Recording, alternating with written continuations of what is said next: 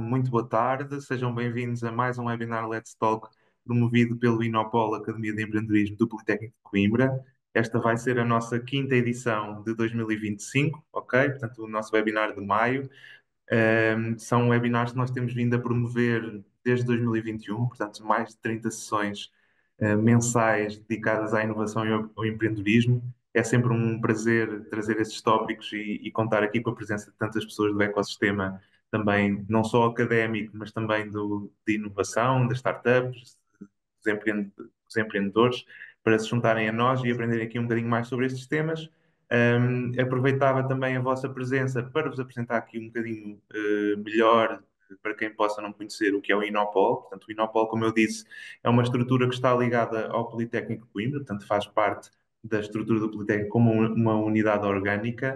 A nossa missão passa por promover uma cultura de inovação e empreendedorismo, também estimular a valorização do conhecimento científico e tecnológico que é gerado dentro da instituição, portanto, de alguma forma, fazer essa ligação entre o universo científico e o meio empresarial, e simultaneamente também apoiar os nossos estudantes, os nossos diplomados, a desenvolver um conjunto de competências transversais e de futuro que nós acreditamos que possam ser mais-valias depois no seu percurso profissional no futuro, quer seja como criadores do seu próprio emprego, quer seja trabalhando para outras entidades.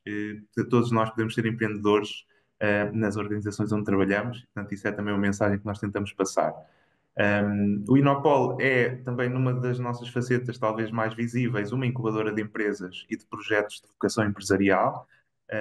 Acolhemos projetos oriundos de diversos aqui da região de Coimbra, mas também de qualquer outra zona do país.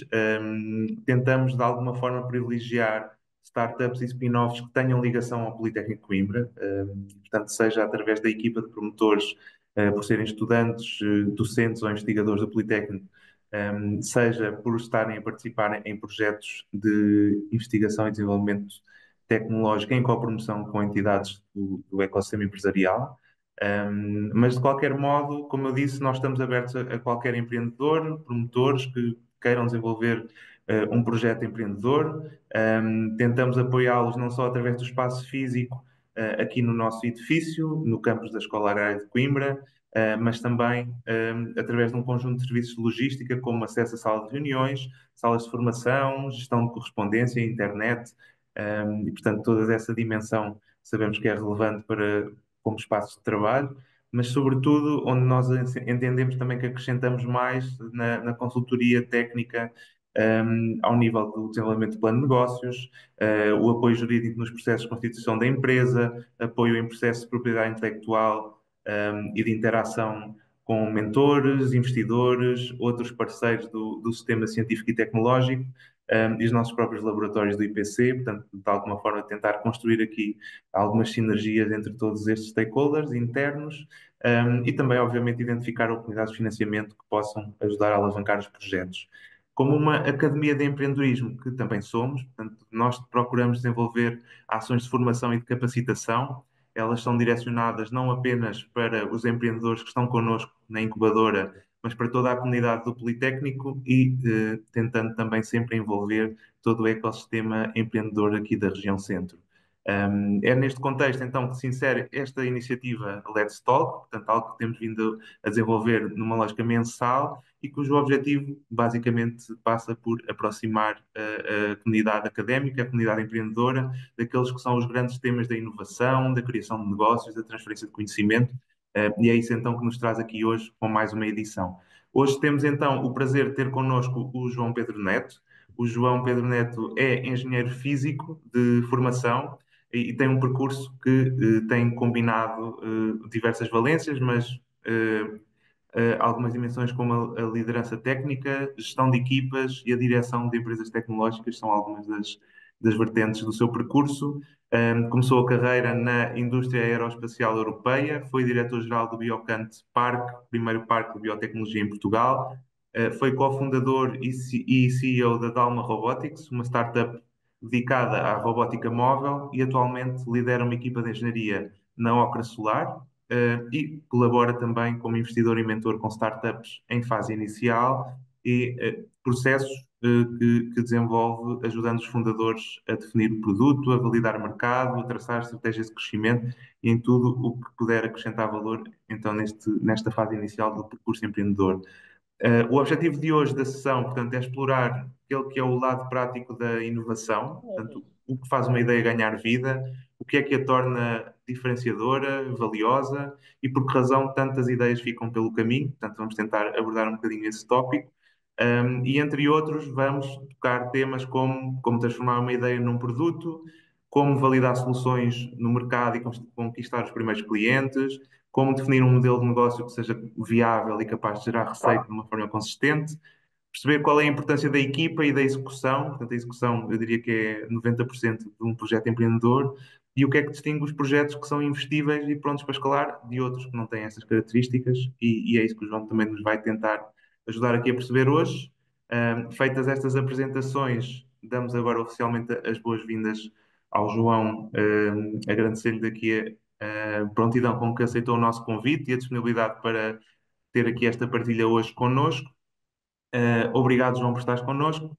Eu passaria então a palavra, pedindo então a quem nos acompanha, que possam ir colocando questões no chat, que nós tentaremos responder no final, no momento habitual de Q&A, ou se justificar também poderemos ir respondendo durante a apresentação. Obrigado a todos mais uma vez. João, quando quiseres, podes avançar.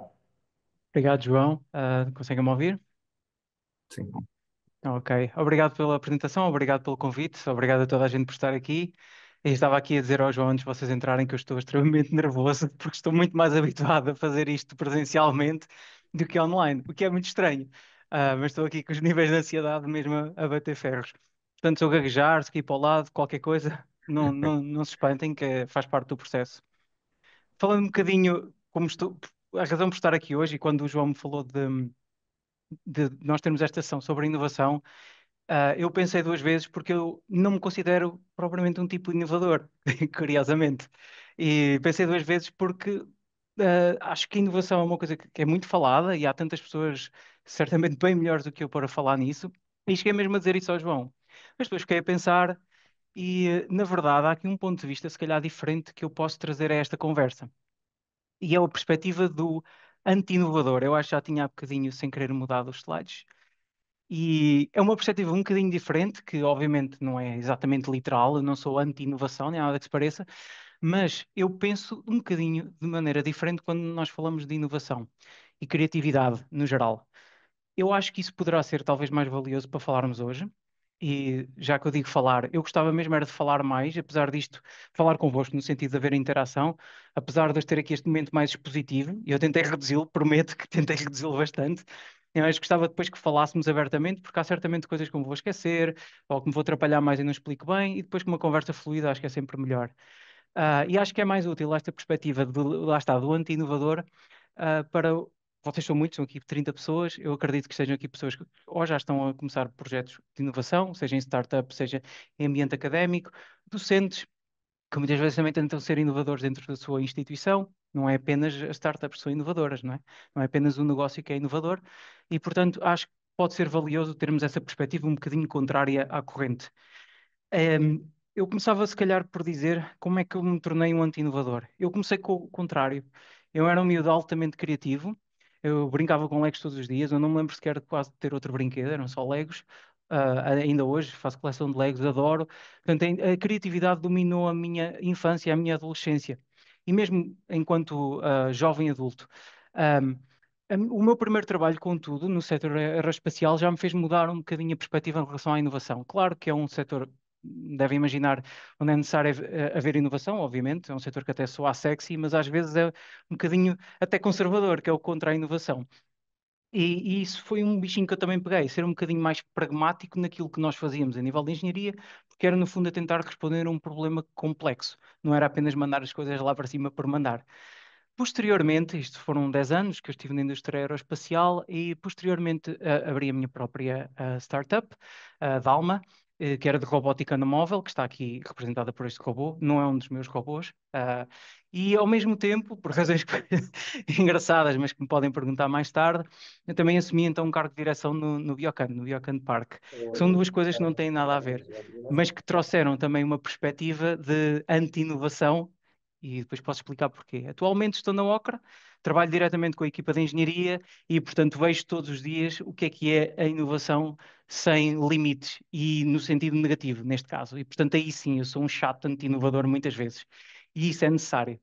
Por fim, há ainda uma versão mais extrema da minha pessoa, que é enquanto mentor, advisor e, tal como o João, na Angels Way, neste caso como microinvestidor, então aí sou mesmo muito mais pragmático e às vezes um pragmatista impiedoso, porque tem que ser, porque tem mesmo que ser a perspectiva que nós trazemos, para a parte do investimento. Portanto, a minha relação com a inovação foi mudando. Eu tornei-me mais anti-inovador do que inovador e eu gostava de falar um bocadinho sobre isso. Aliás, de trazer alguns temas sobre essa perspectiva. Espero que sejam úteis, ou seja, que sejam um reality check para nós todos aqui. Começando pela parte chata da teoria, que já ouviram se calhar mil vezes, a inovação, o que é que é? Eu vou dizer o que é que não é, lá está, como anti-inovador que sou. Não é tecnologia, não são ideias, investigação e desenvolvimento, não são modas, de certeza. Contudo, a inovação também é isto. A inovação muitas vezes parte disto, mas não é só. A inovação é, na verdade, uma resposta ahm, algo muito concreto. E, portanto, inovar é resolver algo que de facto importa resolver. E aqui o importa resolver carrega um peso muito grande que não está aqui escrito, mas tacitamente está aqui dito. Importa resolver significa que há um problema para resolver, alguém está interessado e está com, digamos, alinhados com os incentivos para resolver este problema, mas como o João dizia, e vai ser um dos pontos, digamos, onde eu vou reforçar bastante hoje, é preciso fazer. Portanto, como uma ideia, nada sai de uma ideia, é preciso fazer. A execução é tudo, ou praticamente tudo. E por fim, o outro ponto então que vamos falar um bocadinho, e de preferência depois já em forma livre, sem ser em apresentação, que é o investimento. Como é que nós podemos levantar dinheiro? Como é que tipicamente se levanta dinheiro para bancar a nossa inovação? Passa a expressão. Começamos pelo princípio, porque é provavelmente o mais fácil, que é precisamente a inovação enquanto resposta a um problema. Há uma teoria de Tony Wilbeck que é the jobs to be done. Eu não sei se já vos passou à frente, os trabalhos a serem feitos. É uma teoria sobre a inovação que diz que a inovação responde a um trabalho que tem que ser feito, a uma coisa que é necessário fazer e que ou não está feito ou não está feito da melhor forma. O McDonald's, há uns anos atrás, uh, deu esse exemplo precisamente com os milkshakes. Os milkshakes saíam muito bem de manhã. De manhã vendiam muitos milkshakes, isto nos Estados Unidos. E inicialmente eles queriam potenciar essa, não percebia muito bem porque é que vendiam, mas queriam potenciar isso.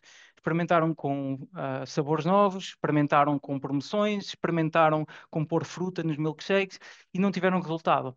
E depois mudaram a forma de abordar o problema, que é tentaram perceber exatamente o problema. Não havia necessariamente um problema, mas tentaram perceber, ok, o que é que os milkshakes estão a resolver e porque é que vendem tão bem de manhã? E através de diferentes métodos chegaram à conclusão que os milkshakes vendem bem de manhã porque as pessoas estão a ir para o trabalho e demoram muitas vezes mais do que uma hora e o milkshake faz companhia.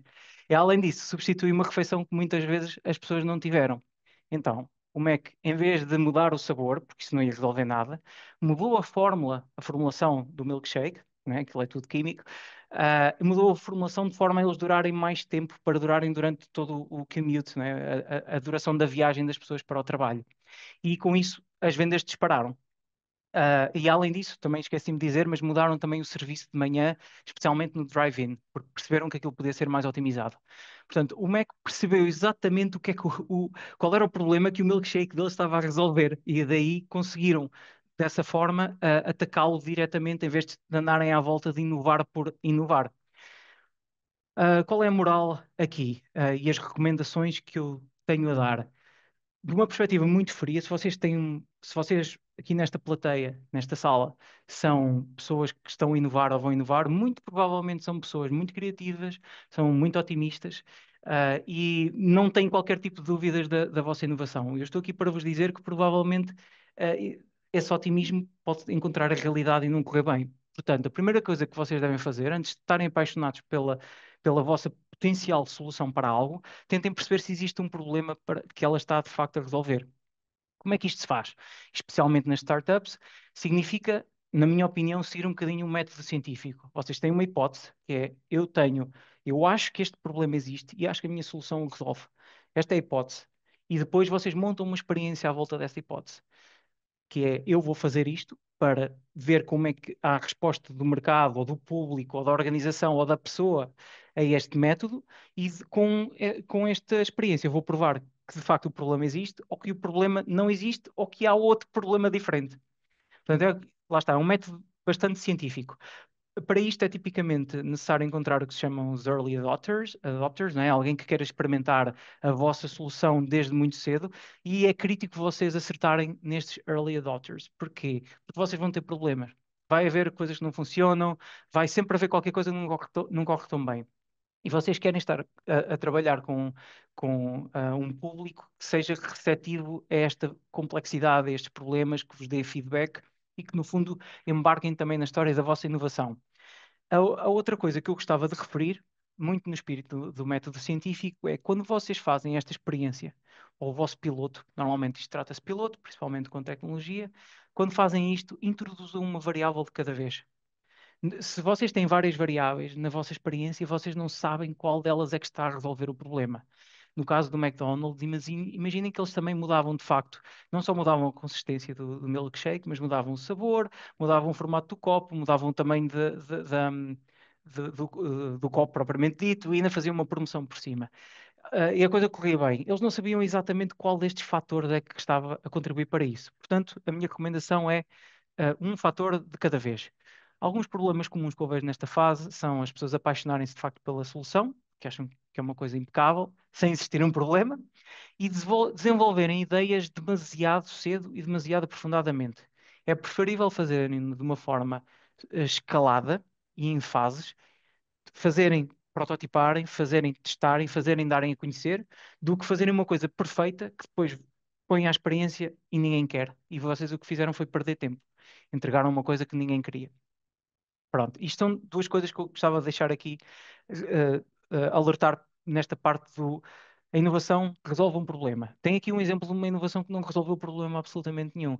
A Juicero, alguns anos atrás, desenvolveu esta máquina altamente sofisticada, excelente do ponto de vista da engenharia, que resolviam um problema, que era espremer sumos que já estavam processados e, portanto, concentrado de sumo, ou sumos mesmo, que estavam nestes pacotes. Não era um problema de ninguém espremer aquele pacote.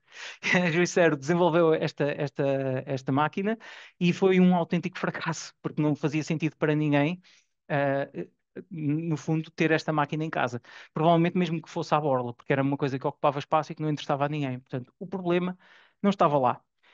Já aludi aqui com este último comentário, do não que força à borla. Porquê? Porque existe a outra componente que se segue, tipicamente à parte do problema, que é o valor.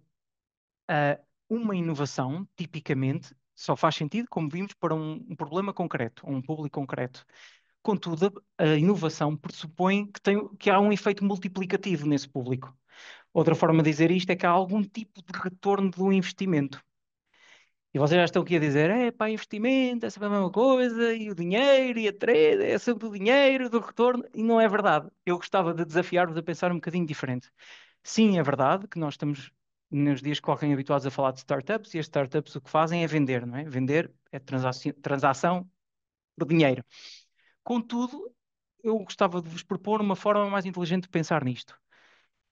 Quando vocês pensam naquilo que é que o mercado está disposto a pagar, pensem que pagar não implica necessariamente dinheiro. Porque às vezes a inovação nem sequer é uma transação, e o que é mais poderoso, na minha opinião, usar como em alternativa a pensar em dinheiro é pensar em incentivos. Quando vocês estão a pensar naquilo que estão a desenvolver ou que pensam desenvolver, pensem que incentivos é que existem ao longo desta cadeia daquilo que me proponho a fazer e de que forma é que eles estão alinhados ou não para que isto me corra bem. Quais são os incentivos, quem beneficia deles, quem os controla, porque às vezes há atores que controlam os incentivos, e se vocês perceberem isto, e se os incentivos estiverem alinhados, então aí vocês têm o efeito mobilizador e agregador que vocês necessitam de ter para levar a inovação a bom porto. Deixem dar-me um exemplo não tecnológico. Por exemplo, eu não sei se está aqui docentes, eu penso que poderá haver, e que vocês pensam num novo método de ensino numa das disciplinas que estão a lecionar. E esse método até implica, por exemplo, uma plataforma, desenvolver uma plataforma, qualquer coisa do género, e vocês querem ser melhores professores, esse é o vosso incentivo. E querem que os vossos alunos estejam melhores, em princípio também é um incentivo dos alunos serem melhores. Mas não significa, por exemplo, a instituição de ensino tenha esse incentivo. Eu sei que parece que sim, mas não sejamos ingênuos. Imaginem que vocês estão a fazer isso e começam a ficar para trás na vossa componente, por exemplo, de investigadores. Como vós, como professores que são, provavelmente também têm que fazer a investigação. Mas vocês tiveram a fazer uma coisa boa de um lado, mas depois tiveram a sofrer na parte de investigador. Aí vocês vão ser penalizados, que é o contrário de incentivos, e não estão a ser incentivados para serem melhores professores do outro lado. Portanto, eu sei que este exemplo é um bocadinho feio, porque parece que a universidade não quer que corra bem, mas eu estou-vos a dar uma coisa, um exemplo que pode ser verdade. Neste caso, não havendo um incentivo verdadeiro, o que vai acontecer é que vocês vão ficar frustrados e deixar isto pelo caminho. E o que é que isto foi? Não foi uma inovação, foi uma perda de tempo. Essa é que é a verdade, foi uma perda de tempo que vos deixou frustrados, até estava ali uma, digamos, uma semente de inovação, mas não era verdadeiramente inovação porque não havia alinhamento de todos os incentivos. Portanto, percebam bem quais são eles e todos nós, mesmo nas nossas organizações onde trabalhamos, eu incluído, tento inovar às vezes, mas depois os incentivos não estão lá e acaba por ser uma perda de tempo. Portanto, tentem que isso esteja alinhado antes. Quando desenham as vossas experiências, que falámos antes, os pilotos, incluam este fator, a componente transacional, seja dinheiro ou outra coisa, na experiência, que é para não correrem o risco de depois a experiência corre bem, teoricamente, mas depois quando é preciso vão à parte dos incentivos, verdadeiramente não estão lá.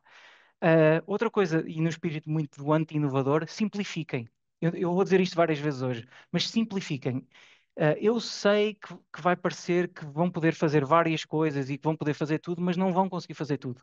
Olhem para a vossa proposta de inovação, seja lá o que ela for, seja um produto, seja uma tecnologia nova, seja a vossa investigação que vocês pretendem passar à prática, e pensem qual é o primeiro valorzinho, a primeira coisa que vocês conseguem desbloquear com o mínimo de esforço. E é aí que se devem focar. Porque depois de desbloquear este primeiro passo, vão acrescentar confiança à vossa tese, por assim dizer. Portanto, a dispersão é, na minha experiência, muitas vezes a morte do artista. E, inclusivamente, às vezes, de empreendedores experientes, no caso das startups. Pronto, e como eu já tinha dito, também é importante identificar como é que os incentivos estão distribuídos e, no caso mais normal, não é? Quem é que paga? Quem é que vai pagar por isto? Posso dar-vos um exemplo concreto também, no caso da Ocra, onde eu trabalho. Nós fazemos sistemas solares para zonas remotas do planeta. Há 700 milhões de pessoas que não têm acesso à eletricidade, portanto, são das pessoas mais pobres do mundo, portanto, também não têm necessariamente muito dinheiro para pagar por isto. Mas o nosso incentivo é servi-los. Contudo, nós não conseguimos vender diretamente a eles, nós vendemos a empresas que desenvolvem esses países. Neste caso, as empresas análogas à EDP, por assim dizer. O incentivo da EDP é implementar projetos que sejam financeiramente viáveis. Claro que eles querem eletrificar as aldeias, mas também não querem ter prejuízo. Isso é um incentivo deles.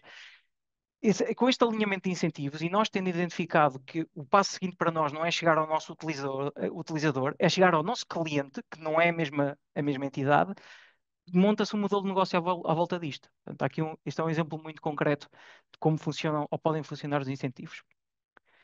Muito bem, eu sei que estou a falar um bocadinho depressa, mas é porque eu estou a tentar. Isto só quero que sejam, digamos, mote para conversa mais tarde, percebem? É natural que se calhar salte aqui coisas ou estou um bocado mais rápido, mas isto é para depois falarmos com mais calma a seguir. Vamos para um capítulo que eu gosto em particular e que eu conseguia estar aqui 3 dias a falar sobre isto, e às vezes estou, mas é comigo mesmo, portanto não se preocupem, que é a parte da execução. E já agora, estes títulos que eu tenho aqui são coisas que me disseram ao longo da minha experiência, há uma delas que até fui eu que disse. Portanto, são coisas que eu tenho ouvido e que acho que acabam por ilustrar bem aqui alguns destes capítulos.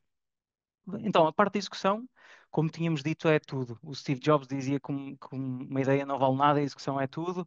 Aliás, ele dizia que a ideia era um fator multiplicador da execução, no que toca à inovação. Eu não gosto do Steve Jobs, mas eu tenho que lhe dar alguma razão. Pronto, se calhar eu estou a vir desta perspectiva do anti-inovador, mas tendo a ver que, felizmente, nós estamos muito bem servidos de criatividade, ideias, inovação, conhecimento científico, tecnologia, mesmo em Portugal, e depois temos muita dificuldade em executar. E, portanto, daí a minha insistir aqui nisto. Vamos falar de duas coisas, na parte da execução, equipa, e um bocadinho de, para usar uma palavra que eu não gosto muito, mindset de planeamento. Ok? Planeamento, e execução propriamente dita. Começando pela equipa. A primeira coisa que eu posso dizer e que eu gostava de dizer é, regra geral, não estejam sozinhos. Ahm, Regra geral. E no que toca a startups, de certeza, não estejam sozinhos. Rodeiem-se de pessoas, rodeiem-se de parceiros. Estar sozinho é terrível, para além de ser um fator muitas vezes desqualificador para levantar investimento. É terrível. É muito difícil passar pelas adversidades sozinho. E eu, mesmo eu que sou uma pessoa que se foca mais na questão do negativo, tenho que dar a mão à palmatória e dizer, mesmo as vitórias são muito mais difíceis sozinho, porque é na partilha dessas vitórias que nós vamos buscar aquela energia para depois as outras 300 falhas que temos pela frente. Infelizmente é assim. Uma vitória, 300 tropeções, depois outra vitóriazita, depois não era bem vitória, afinal era uma falha. Pronto, e acaba por ser um bocadinho assim. Nós estarmos sozinhos, dificulta tudo. Rodeiem-se por pessoas que vos complementem, aqui em dois aspectos, competências, portanto, complementaridade técnica, isso é um bocadinho óbvio, não é?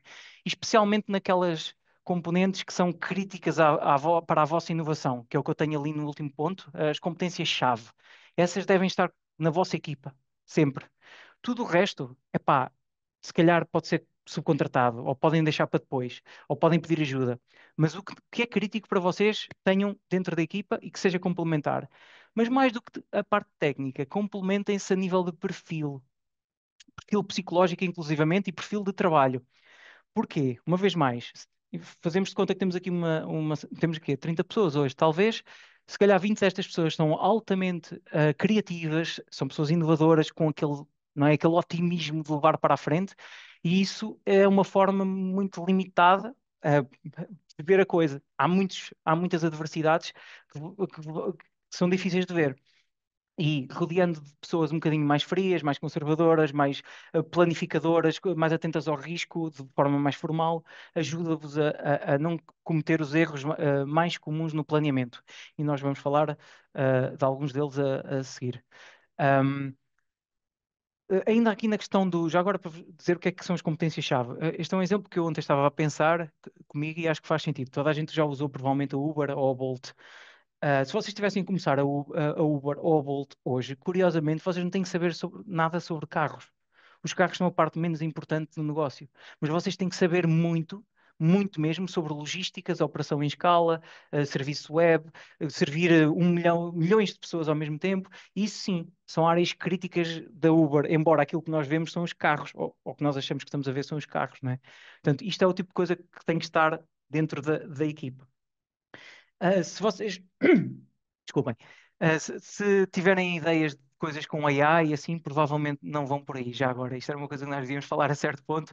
Pensem duas vezes antes de dizer que vocês precisam de AI na vossa inovação, porque se calhar não precisam mesmo. Último ponto aqui, homogeneidade nas decisões.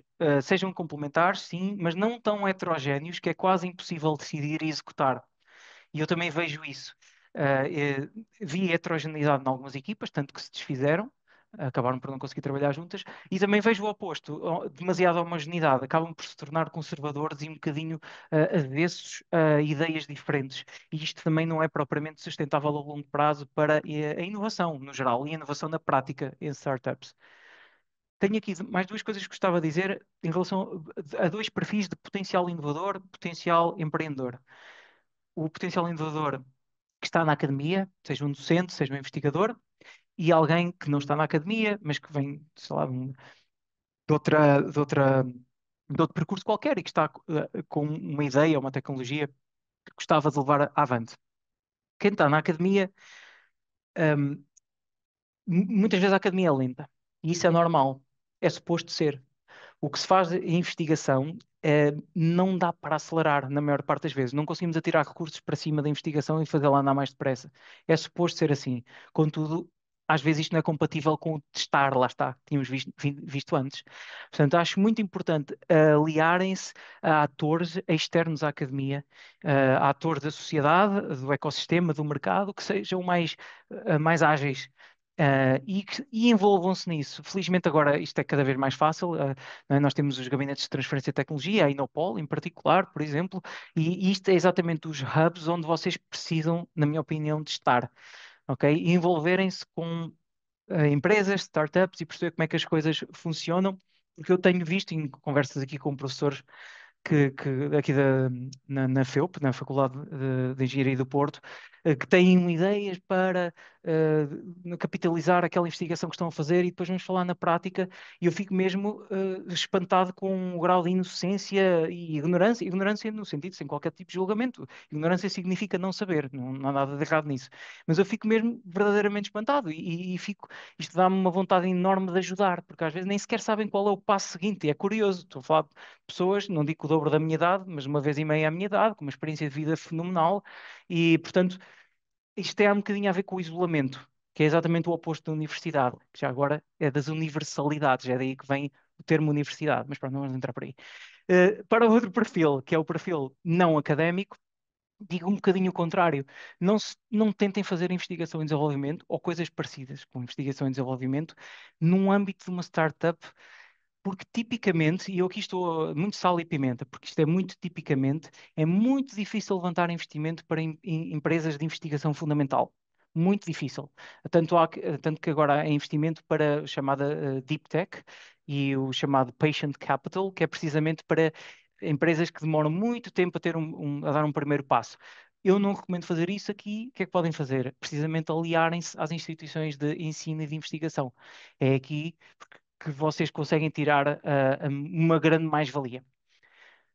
E sim, tentem envolver-se também um bocadinho mais com a comunidade de investigação, porque provavelmente vão aprender coisas que vocês achavam que já sabiam.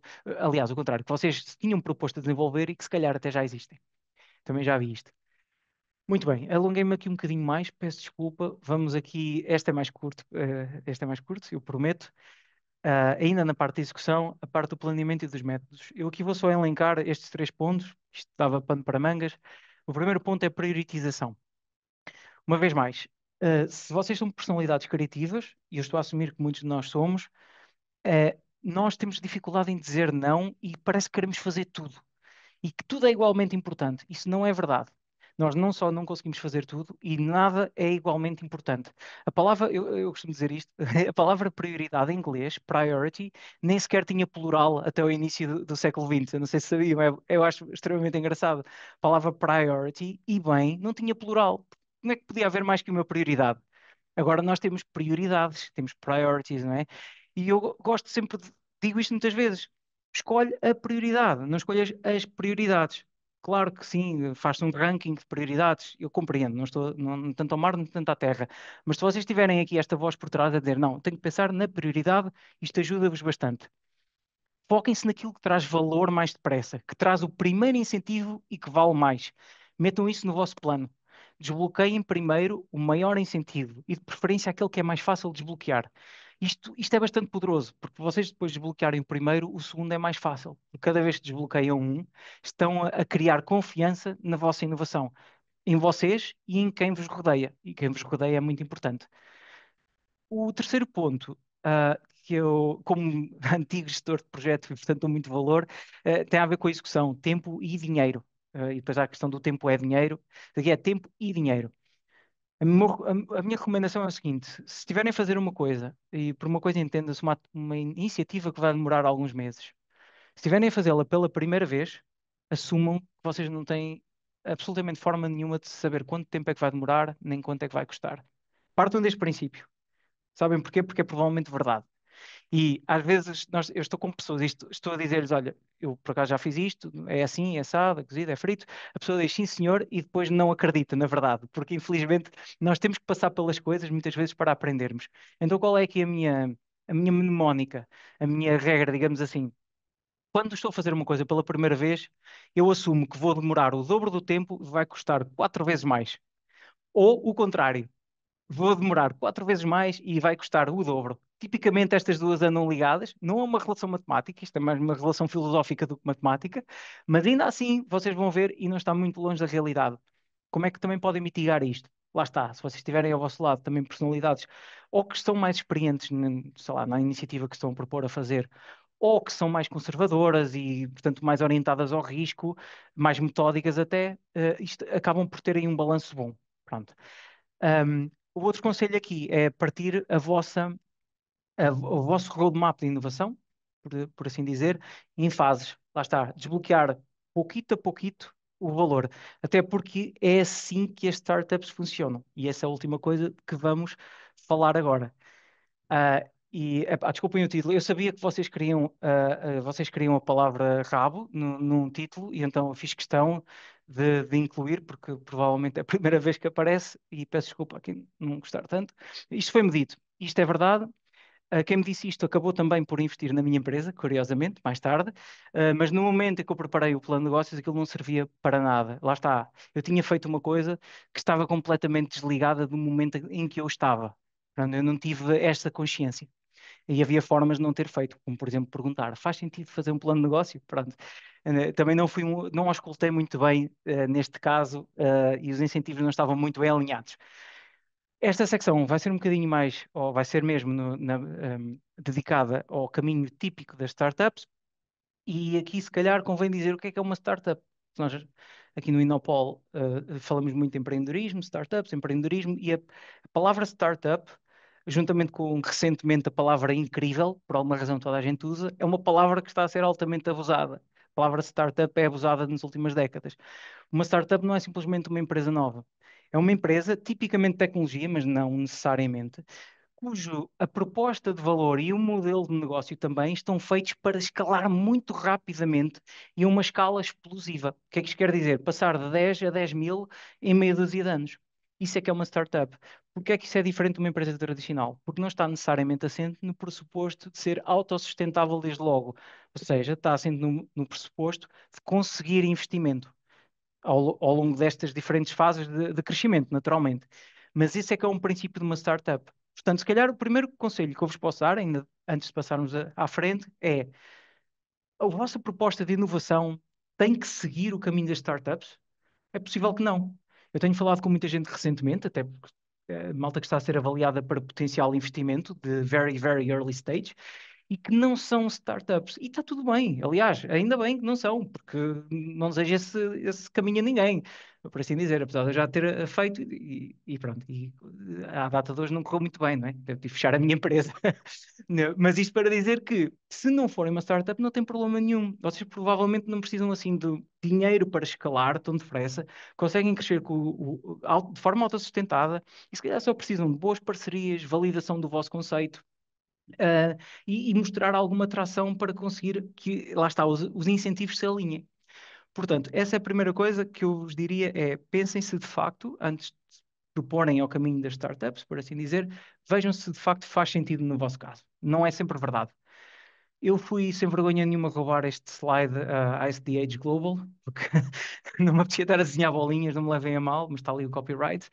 E apenas para ilustrar que o conceito de startup e como as rondas de investimento, que é isto que estamos a ver aqui, foram desenhadas ou estão pensadas, são uma resposta direta à forma como a inovação acontece e uma resposta direta àquilo que nós falámos, temos vindo a falar até agora, que é a inovação tem estágios. Vai crescendo em maturidade, vai crescendo em confiança, vai crescendo em escala e vai crescendo em complexidade também. E portanto, digamos, como é que eu ia dizer? O sistema da startup, de levantar financiamento para as startups, é exatamente uma resposta a isto. Começamos no pré-seed, antes da semente, ou em seed, em alguns casos, levantamos uma pequena quantidade de dinheiro para fazer uma prova de conceito. Essa prova de conceito demonstra, olha, o problema está lá, o que nós falámos antes, certo? O problema está lá. Com um bocado de sorte, até conseguimos não só mostrar que está o problema, mas que alguém até pagou para resolver o problema. E provamos as duas primeiras coisas que eu tinha dito: o problema e os incentivos. E depois de mostrar este primeiro passo, há pessoas que dizem: sim, senhora, acho que isto tem pernas para andar, vamos para a fase seguinte. E investem. E, portanto, este é o caminho que as empresas fazem até deixarem de ser uma startup. Tipicamente é quando entram em IPO, portanto são públicas, ou normalmente quando são compradas ou por um concorrente ou por uma empresa parecida, mas tipicamente acabam como a minha, que é fechadas, não é? É o mais comum acontecer. Um, Estamos mesmo a fechar, aqui esta parte chata, já são 32, 33 minutos, desculpem. Vou só dizer, se calhar, duas coisas que eu, pessoalmente, enquanto microinvestidor, mesmo muito microinvestidor, que eu valorizo nas equipas que se propõem a começar uma empresa e normalmente estão, obviamente, alicerçadas em inovação. Neste espírito da simplificação, do anti-inovador, o primeiro ponto é precisamente a simplificação. Eu adoro equipas com conceitos simples, focados, elegantes, que resolvem um problema muito concreto, não necessariamente ignorando que aquilo pode vir a resolver problemas muito mais importantes, até muito mais ambiciosos, mas que neste preciso momento estas pessoas percebem que este é o primeiro valor que nós vamos desbloquear. Estas são as equipas e os conceitos, os projetos mais atraentes para mim, porque mostra, para mim, é quase, faz logo um check na parte do, ok, tem aqui pessoas altamente inovadoras, mas que de uma forma ou de outra também são realistas conseguiram pôr portanto, uma fronteira razoável naquilo que se propõe inovar neste período de tempo. O segundo ponto, talvez pela minha costela de gestão, eu gosto muito de ver planos de execução onde os riscos estão bem identificados e de preferência com planos de mitigação. Eu não estou a dizer que é um bocadinho como eu fiz com o meu plano de negócios, que só servia para limpar o rabo, não estou a dizer para fazerem um plano de riscos, de gestão de riscos de 10 páginas, não é isso. Mas uma equipa que traz, epá, uma lista de riscos que lhes parecem que existem, não é? E mesmo que não saibam muito bem como resolver, isto normalmente é excelente. Isto também diz muito da transparência das equipas. Às vezes é engraçado. Eu acho que os investidores às vezes querem ouvir uma coisa diferente de realidade. Às vezes parece que querem ser enganados, mas muitos também não. Nós queremos ouvir a realidade, inclusivamente quando há riscos identificados. Isto para mim diz muito. É exatamente o oposto de muitos fundadores com quem eu também falo, que não veem risco absolutamente nenhum.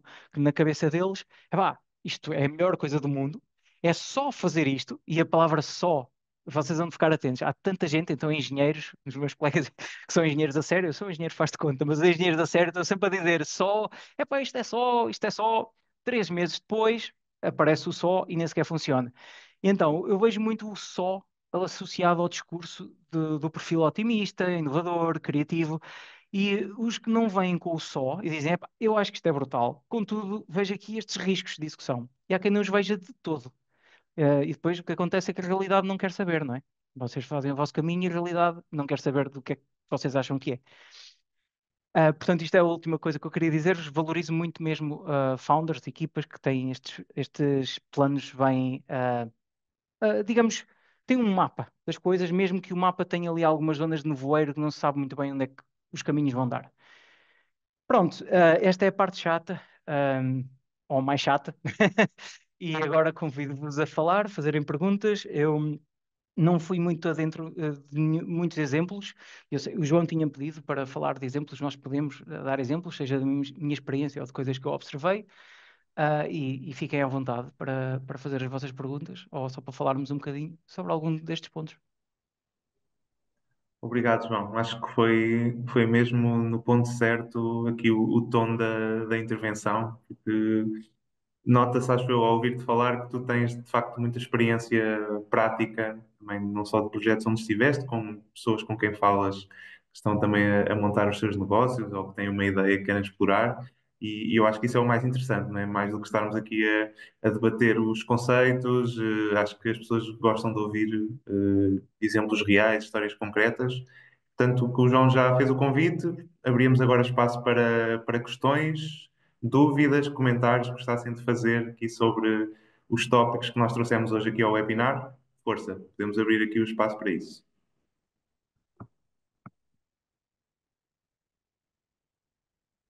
Por curiosidade, vou fazer uma pergunta à audiência e acho que está ali o David também quer Sim, falar, mas David, muito rapidamente. força. Ah, quem é que daqui é docente? Eu só queria ter noção de quantos docentes existem na plateia, se existem. Sim, Então, eu estou a também ver ali o gostávamos de Paulo, saber. a A Luísa. Cristina Peixoto é. Ok, pronto. Então, temos pelo menos 5 docentes, assim, números redondos. Excelente. Eu Em espero que isto termos de tenha sido inscrições, útil. tínhamos bastantes, agora depois ainda não Ok. percebemos aqui O no. Pedro, a Sara, ok, excelente. Ok, portanto, se eu representei de alguma forma errada os docentes, eu gostava de falar melhor sobre isso, porque para mim a profissão mais importante do mundo é ensinar. É aquilo que a humanidade, foi aquilo que mudou a humanidade, não é? É ensinar, porque se nós não passarmos conhecimento, nós ainda hoje éramos, não é, macacos. Ok. Sim, temos Ah, espaço aqui para o contraditório, se tivermos docentes que sim, a quiserem ideia era essa, contrariar aqui a ideia. era aí que eu queria chegar. Então, se calhar avançámos David, com o sim. David. David, queres colocar uma questão?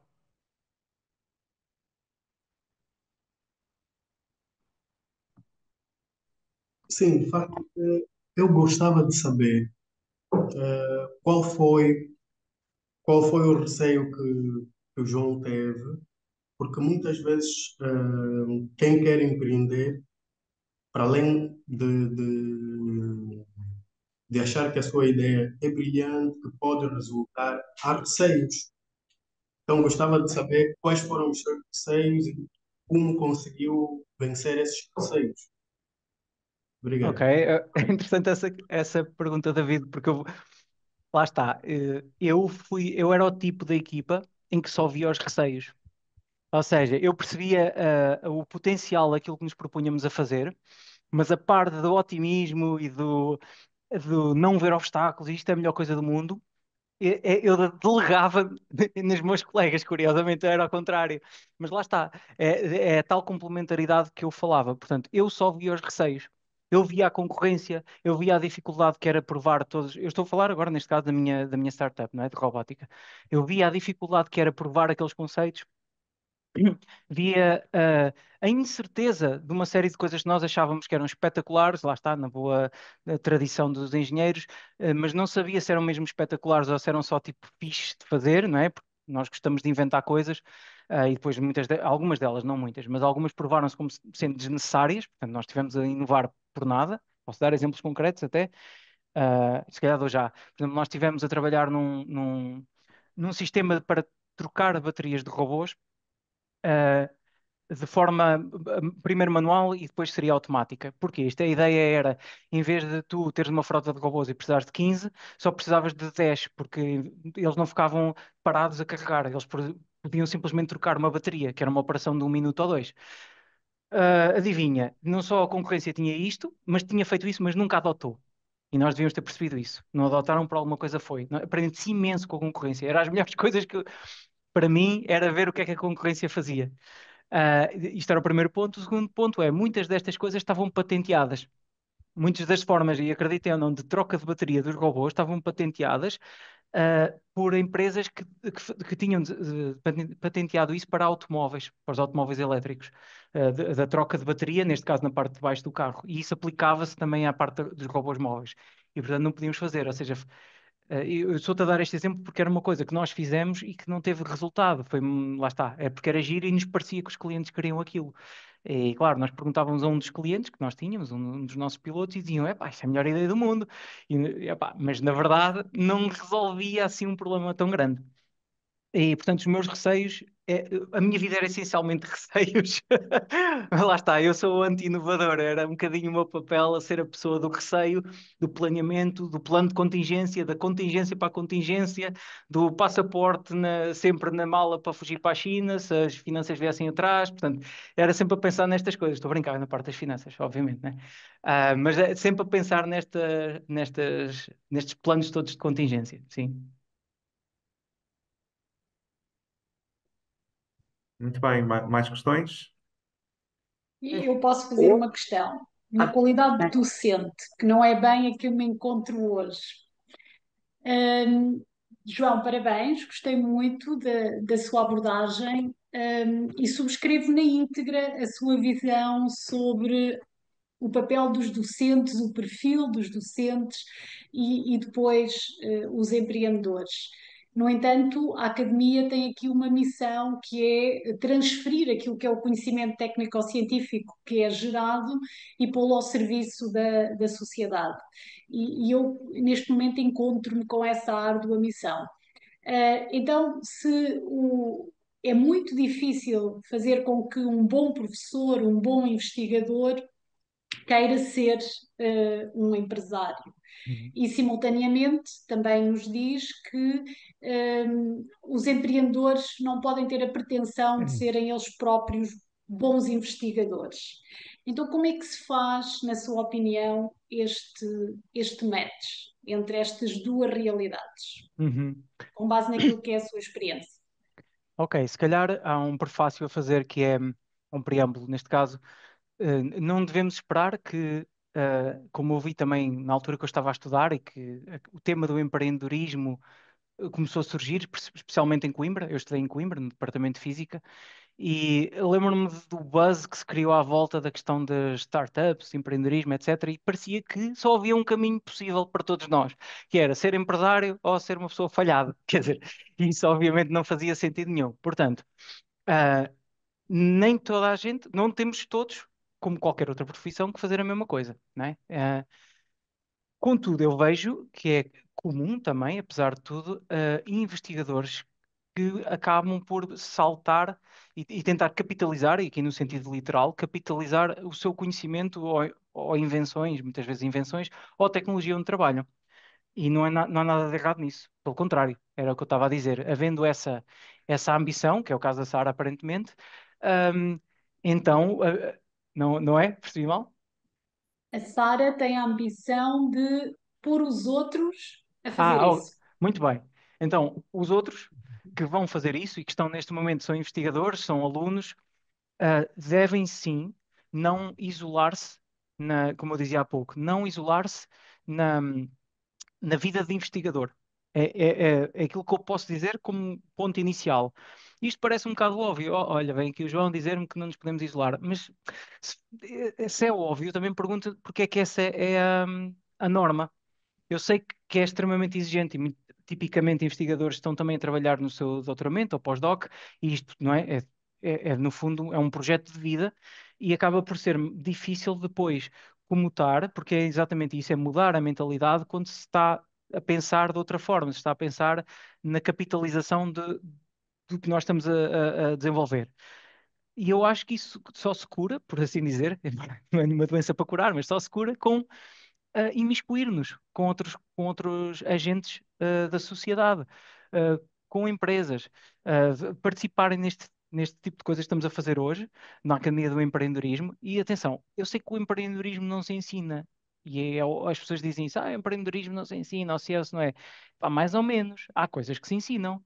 Nós aprendemos com a nossa experiência. E eu prefiro, sinceramente, às vezes como mentor, que as pessoas aprendam antes de fazerem os erros com a sua própria empresa.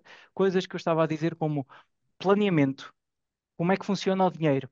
E eu estou a ser vago propositadamente. Há de facto pessoas que não sabem como é que funciona o dinheiro. Não conseguem fazer um plano financeiro a um ano, por exemplo. Ah, quanto é que custa um salário? Há muita gente que não sabe quanto é que custa um salário. Coisas muito simples. E é aqui que eu não sei se estou a acrescentar valor ou se estou a dizer mais do mesmo. Mas, na verdade, na minha experiência do dia a dia, as pessoas não sabem o que é uma TSU, quanto é que é uma TSU em cima de um salário, quais são as obrigações de um empregador.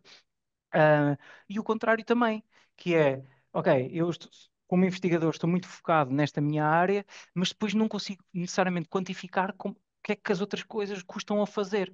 E estou sozinho e não sei.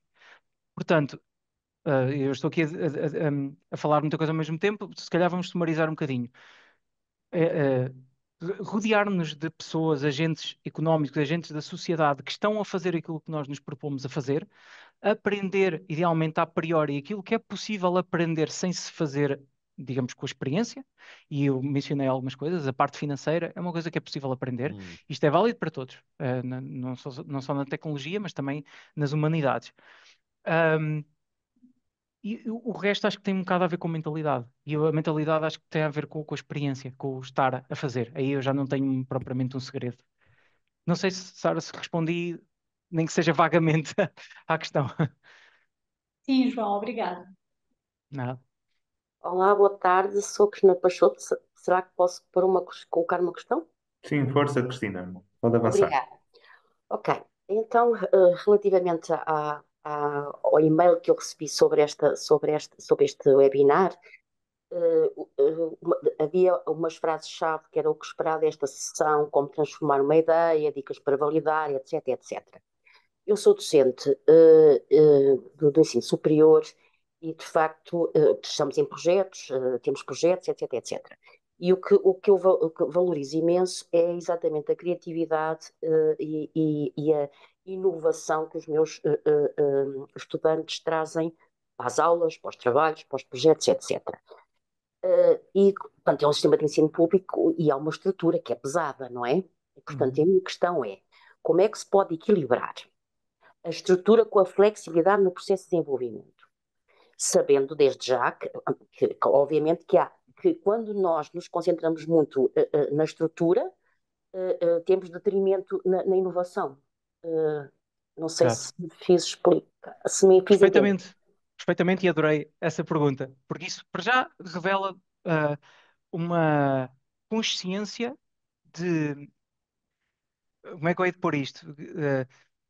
Das barreiras. A estrutura é uma barreira, muitas vezes, à inovação. E isso, revelar essa consciência é logo o primeiro passo para perceber eu se quero fazer isto, mas na versão mercado, estas barreiras não são compatíveis com isso. E, portanto, a resposta a isso é exatamente sair dessas barreiras. E é o que eu vejo outros professores a fazerem, ou investigadores. A partir do momento que precisam de andar mais depressa, desagregam-se, desculpem, desagregar não é o termo certo, mas mantêm-se agregados, obviamente, à parte da investigação, mas criam fisicamente um veículo, que é neste caso tipicamente uma empresa, para levar avante essas ideias. Onde é que normalmente ficam presos? E uma vez mais, Cristina, se eu não estiver a responder, é só interromper, mas eu acho que isto está Ótimo, relacionado. ótimo. Obrigada. O que eu vejo às vezes é que isto é feito, mas não é feito totalmente, porque continuam associados, não só fisicamente e formalmente associados à parte de investigação, o que acaba por ser detrimental depois não é, na atividade de levantar uma empresa, que é full-time, é mais do que full-time, não há time suficiente sequer para o fazer, não há time que chegue. Isto é o primeiro ponto, que ficam associados a isso formalmente, mas também ficam metaforicamente, ou neste caso, digamos, psicologicamente, a trabalhar da mesma maneira, mas num contexto diferente.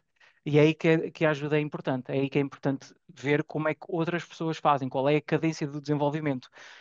Portanto, em suma, se estão a trabalhar em projetos, e vamos dizer que são projetos financiados, por exemplo, Sim, eu sim. participei em vários, fiz várias propostas para projetos financiados, e aí, e bem, nos projetos financiados, a inovação é a componente mais valorizada. A execução também está lá sempre, se bem me lembro, mas não é tão Uhum, valorizada, inclusivamente, com o peso da nota, não é? uhum, Ahm, Portanto, faz todo o sentido. Quando a coisa começa a tornar-se muito real e começam a ver, epá, estas barreiras são demasiado constrangedoras, isso é o sinal que tem que sair. Tem ok. que sair. E eu posso dar-vos não preciso, obviamente não posso dizer nomes, mas estava a falar com um professor aqui da FEUP, que tem uma ideia baseada é de engenharia, portanto, tecnologia. Epá, ele tem uma ideia brutal, é uma ideia porreira. Não vou dizer que é brutal, é uma boa ideia. Não sei ou não conheço muito bem ali o negócio para dizer que vai ter um sucesso, não faço ideia. E ele disse-me, "Opá, eu quero levar isto agora para o mercado, estamos a trabalhar nisto há 12 anos, epá, 12 anos, quer dizer, 12 anos são quase 12 empresas, né? Nos Estados Unidos Uhum, são 12 empresas, 12 anos. Há 12 anos e agora gostávamos de levar isto para o mercado. Sim, senhor, o que é que ele fez? Então, fiz uma empresa, pá, preciso de alguém para tratar as contas, é pá, é a minha mulher, ela também é aqui docente, então acho que faz sentido, ela também fica aqui na empresa. Eu continuo, vou buscar aqui uns estudantes aqui que estão no grupo de investigação, pá, e trabalham aqui às vezes para a empresa, é pá, ó, professor, isso, pá, eu vou ser muito franco, isso é começar mal, porque essa ficha tem que mudar. Eu compreendo a necessidade de pagar salários, eu compreendo isso tudo. E, portanto, usar os recursos do laboratório para a empresa, e a empresa é simplesmente o veículo para os pilotos, que era o que eles iam fazer, não é? As experiências. Epá, mas isso não é a forma certa de começar. Pá, porque mulher está ali acessível, sabe fazer contas e os alunos também. Não. Eu, uhum, como investidor, está aqui uma red flag, não é? Uma bandeira vermelha enorme. Já, se eu tivesse que sim, investir agora, ficava já receoso. Portanto, o que eu recomendei é, se é para fazer, façam mesmo. Ou o professor ou alguém por si mandatado vai fazer isto só todos os dias. Vai falar disto todos os dias com outras pessoas, vai levantar dinheiro para isto todos os dias, levanta-se a pensar nisto e deita-se a pensar nisto. não é compatível com o estar aqui mais ou menos nisto. O que é que vai acontecer, na minha opinião? Vai ser só mais uma empresa que existe fiscalmente e vai ser chamado uma empresa zombie, não é? As empresas que nunca saem ali da cepa torta. Não estou a dizer que não venda, não estou a dizer que a inovação não seja importante, que eu acho que é, já agora, Uhum. mas não vão escalar. E desculpem ser negativo, lá está, o anti-inovador, mas é a verdade, aquilo não vai escalar, aquilo vai andar sempre assim, porque não mudou a parte-chave, a mentalidade. Faz Ok, sentido? então faz. Não sei se posso continuar na Claro. sequência do que disse. Como é que se pode fazer uma validação efetiva do mercado para que, de facto, ultrapassadas estas armadilhas da estrutura, eh, e perante essa questão, esse exemplo Uhum. que vou agora, como é que eu posso fazer uma validação efetiva do mercado no sentido de, ok, a minha ideia é inovadora, tem pernas para andar, etc, etc. Uhum. Desculpe, eu não sei se Não, estou, não, se estou a tomar conta do auditório, lamento, só mais esta mesmo. eu estou Não, cá para responder. temos espaço, Cristina, não há problema. Obrigada, João. Ahm, eu acho que isto está relacionado com um dos pontos, o primeiro ponto que nós falámos aqui, que era a parte lá está, montar a experiência, o piloto. Eu não sei exatamente do que é que estamos a falar, portanto também vou responder de forma mais ou menos lata, mas esper- espero que seja esclarecedor ainda assim. A forma de Ok. validar é só mesmo, é um só muito grande, não é? É fazendo.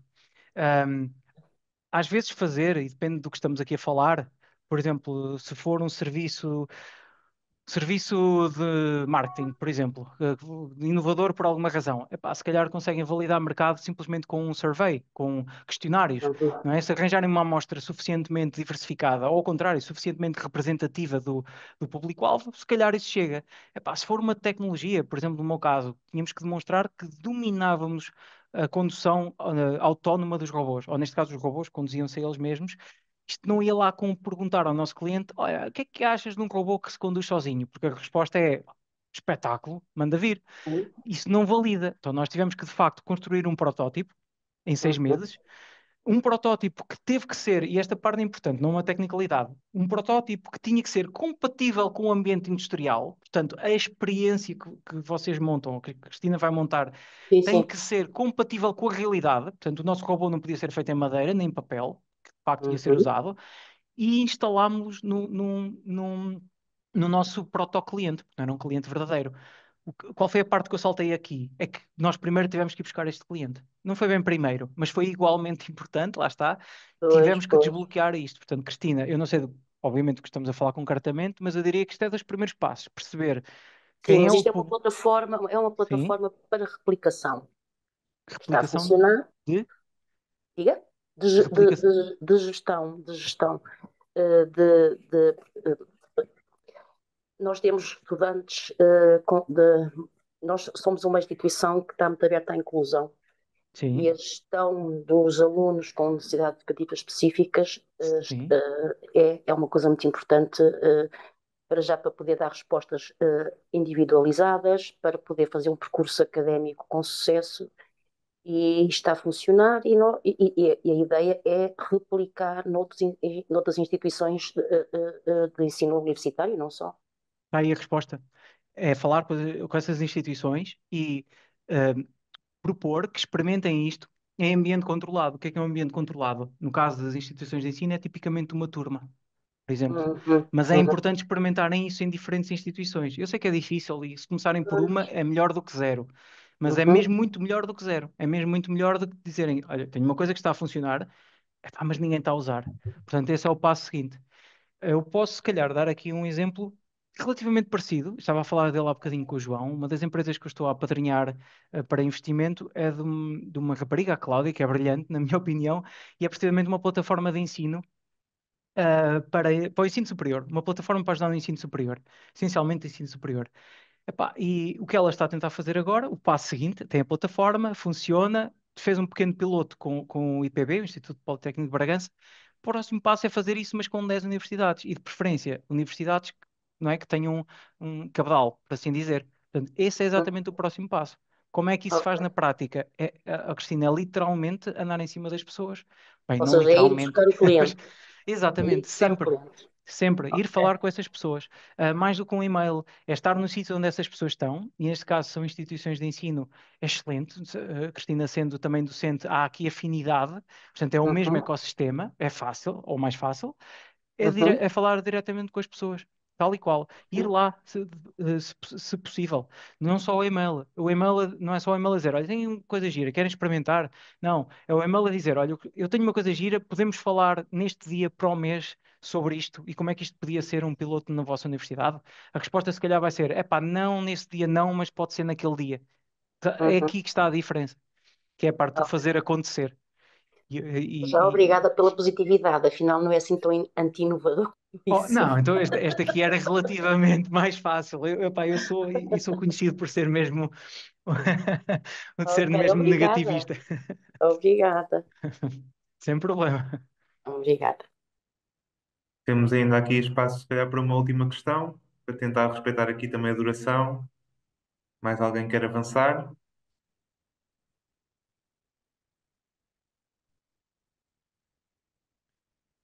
Também qualquer coisa, ficam à vontade. Estão aumentos os Eu, meus contactos, por isso. se calhar, Nós não se temos me acesso dão, aos contactos, pois não. se me dão 30 segundos, eu Só, diria que. sim, José, ouvimos então a questão, depois eu já respondo à Cristina. Ok, Pode avançar. Obrigada, desculpa. ok. Pronto, da experiência que tenho em inovação, o mais importante é estabelecermos redes de contactos para alguma capability, alguma necessidade que tenhamos para o nosso projeto, do qual não sejamos especialistas.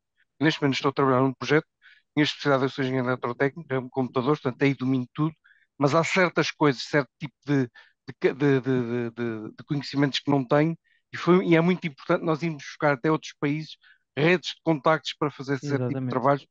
Eu penso que falta muito cá em Portugal é nós conseguirmos aproveitarmos as redes de contactos internas, ou seja, não existe uma plataforma que nós possamos dizer, olha, eu vou pôr aqui este pedido, necessito de um determinado especialista para fazer uma determinada coisa. Portanto, falta um pouco isto. Redes internas cá em Portugal, como existe no Brasil ou existe noutros países, penso que isso era algo que seria importante. E Ah, muito trabalho. Assim, o que eu posso dizer é que, além disto, também tenho que trabalhar, portanto, não posso viver só da inovação, uhum. mas é muito esforço, é fins de semana, noites, dias, mas acima de tudo redes de contactos. É o conselho que eu posso dar. Sim, não há como discordar, eu concordo na íntegra. Aliás, foi uma das coisas que eu referi, dividir para reinar. De preferência, aliarmos a pessoas que fazem as coisas melhor do que nós e que sabem como fazer. Quanto à parte das redes, eu aqui, quer dizer, não tenho como, não vou necessariamente discordar, mas tenho visto, quer dizer, nós cada vez mais investimos nisso. Há pessoas como o João, aqui, o João Carreira, faz isso o dia todo, não é? Há muitos Joões Carreiras no mundo e em Portugal em particular e nas diferentes áreas. A minha observação é que nós cada vez mais temos fóruns, ao ponto de nem conseguirmos ir a todos, onde existe este tipo de matchmaking, que era um bocadinho que eu acho que o Zé estava a aludir, era este matchmaking, não é? Conhecer outras pessoas que se calhar nos podem ajudar num determinado âmbito. E isto há cada vez mais. Eu, por exemplo, no Biocante, ahm, não era tipicamente eu que ia, até porque eu não era especialista em biotecnologia, nada que se parecesse, eu era gestor, essencialmente, mas quer dizer, nós conseguimos ter praticamente um calendário cheio só a participar nestas coisas. E portanto, existem. Agora, não sei se está bem divulgado, mas também tem que ser uma coisa que temos que ir à procura. Mas existem, sim. Então, nos gabinetes de transferência de tecnologia, valorização do conhecimento, tipicamente promovem esse tipo de eventos e de redes e plataformas até. Ok, obrigado. Muito bem. A Cristina estava aqui a questionar sobre os contactos. Eu não sei, na apresentação não tinhas partilhado, certo, João? Ou se existe algum Uh, contacto que gostasses de Se calhar não disponibilizar? tinha partilhado, não. Não, mas podes partilhar, mas se calhar é mais fácil para ti, não sei. Sim, sim. Então eu Deixa-me depois, Se ver. enviarem para o quando chat nós GPT, se enviarmos. calhar, para o chat, desculpem, para o chat GPT, disparei. Se enviarem para o chat. Ah, Nós, sim, no, posso. no seguimento, eu posso informar já isso. Portanto, nós, no seguimento Ok, das inscrições, nós costumamos depois disponibilizar o vídeo da gravação da sessão e depois nesse fórum, então eu posso partilhar também os contactos do João e assim fica tudo junto. Pronto. Ok? Sim, ok. Pode ser assim? Obrigada, ficas à obrigada. vontade de partilhar o meu e-mail e o telefone, não há problema. Ok. Não tenho usado Obrigado, tanto o João. LinkedIn ultimamente, que ele está um bocado Facebook, e por isso não tenho tanto ido ao LinkedIn. Mas sim, Muito bem, então já passámos aqui um bocadinho da hora, mas gostamos aqui no Inopal também de deixar fluir um bocadinho a discussão, que acho que é uma grande mais-valia também para quem está a participar e também para nós deste lado. Agradecer novamente ao João e a sessão, acho que foi muito útil, muito prática para todos. Pareceu-me que as pessoas também na audiência gostaram e que lhes serviu e que vai de ter aqui algum seguimento também. E, portanto, isso é o nosso objetivo também central com estas iniciativas, que as pessoas se possam conhecer, que possam abrir oportunidades também destas interações e é isso que gostamos de estimular. Agradecer também então a quem participou, dizer-vos que o próximo webinar vai decorrer então no próximo mês de junho, excepcionalmente não à terça-feira, porque é um feriado, 10 de junho, mas no dia 12 de junho estaremos de volta com mais uma sessão, será divulgada pelos nossos canais habituais, sobretudo LinkedIn e Instagram, ou através também do nosso website inopol.ipc.pt. Um resto então de boa semana a todos, obrigado mais uma vez e vemo-nos em obrigado, João. breve. Obrigado.